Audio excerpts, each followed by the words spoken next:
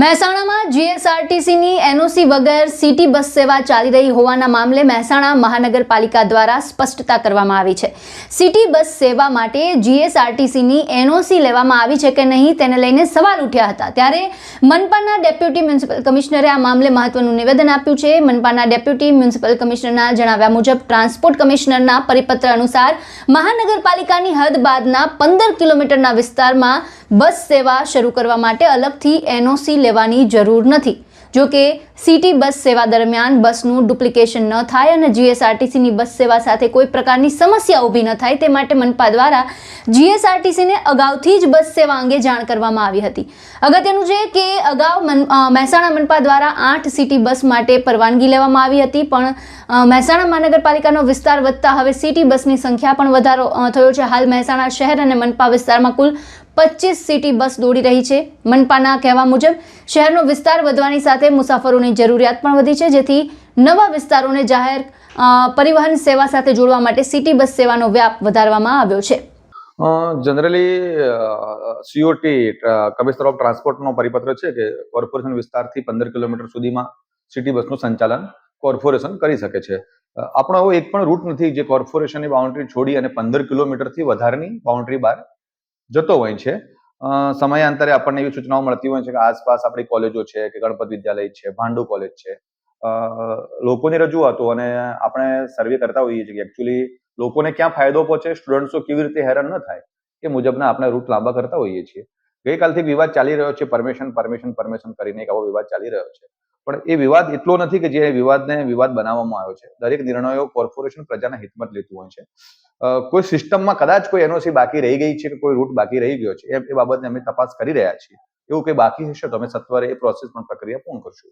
આમ તો જીએસઆરટીસીની પરમિશન લેવાની હોય છે? જીએસઆરટીસીની પરમિશન લેવાની થતી હોય છે રૂટ બાબતે જનરલી, કે એમની બસોનું સંચાલન થતું હોય છે તે બસો પર ડુપ્લિકેશન ન થાય એ સંદર્ભે પરમિશન લેવાની થતી હોય છે।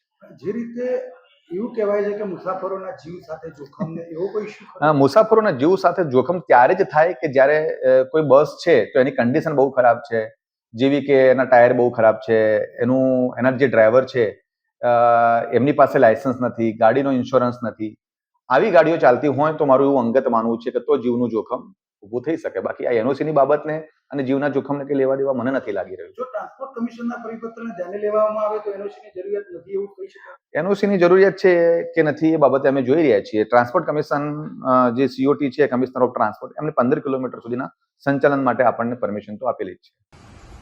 મહેસાણા નગરપાલિકા દ્વારા ઓગસ્ટ 2021થી મુખ્યમંત્રી શહેરી બસ સેવા શરૂ કરવામાં આવેલી હતી।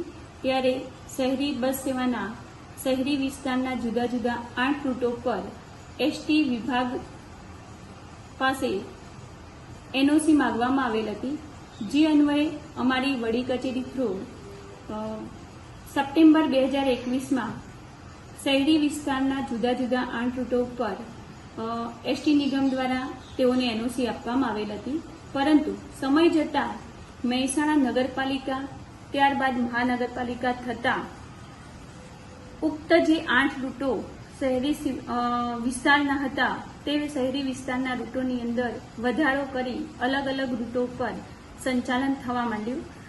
ત્યારે એસટી નિગમને ધ્યાને આવતા નિગમ દ્વારા અત્રેથી 2026માં મુખ્ય